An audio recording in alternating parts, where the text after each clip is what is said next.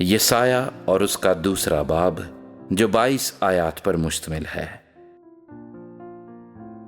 وہ بات جو یسایہ بن آموس نے یہودا اور یروشلیم کے حق میں رویا میں دیکھی۔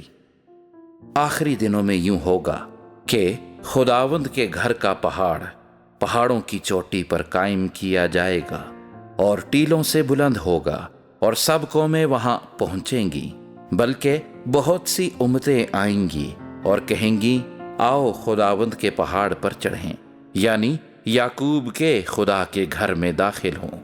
اور وہ اپنی راہیں ہم کو بتائے گا اور ہم اس کے راستوں پر چلیں گے، کیونکہ شریعت صیون سے اور خداوند کا کلام یروشلیم سے صادر ہوگا، اور وہ قوموں کے درمیان عدالت کرے گا اور بہت سی امتوں کو ڈانٹے گا، اور وہ اپنی تلواروں کو توڑ کر پھالیں اور اپنے بھالوں کو ہنسوئے بنا ڈالیں گے، اور قوم قوم پر تلوار نہ چلائے گی، اور وہ پھر کبھی جنگ کرنا نہ سیکھیں گے۔ اے یعقوب کے گھرانے، آؤ ہم خداوند کی روشنی میں چلیں۔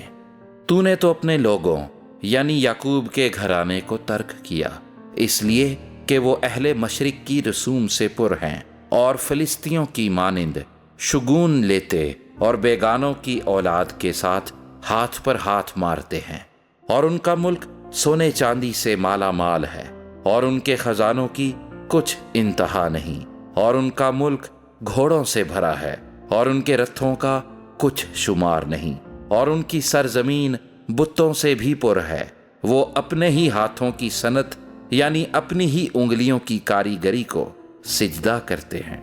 اس سبب سے چھوٹا آدمی پست کیا جاتا ہے اور بڑا آدمی ذلیل ہوتا ہے، اور تو ان کو ہرگز معاف نہ کرے گا۔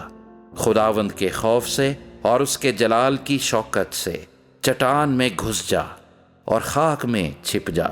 انسان کی اونچی نگاہ نیچی کی جائے گی اور بنی آدم کا تکبر پست ہو جائے گا، اور اس روز خداوند ہی سربلند ہوگا، کیونکہ رب الافواج کا دن تمام مغروروں، بلند نظروں اور متکبروں پر آئے گا، اور وہ پست کیے جائیں گے، اور لبنان کے سب دیوداروں پر جو بلند اور اونچے ہیں، اور بسن کے سب بلوتوں پر،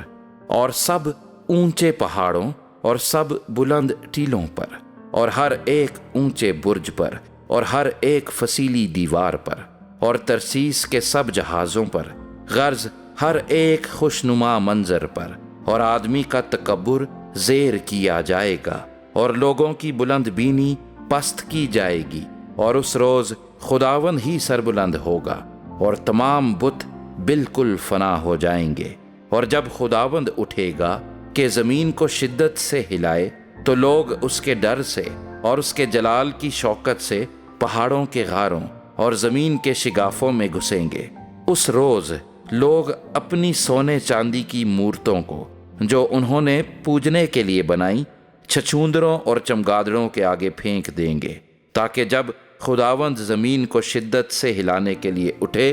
تو اس کے خوف سے اور اس کے جلال کی شوکت سے چٹانوں کے غاروں اور ناہموار پتھروں کے شگافوں میں گھس جائیں۔ پس تم انسان سے جس کا دم اس کے نتنوں میں ہے باز رہو، کیونکہ اس کی کیا قدر ہے۔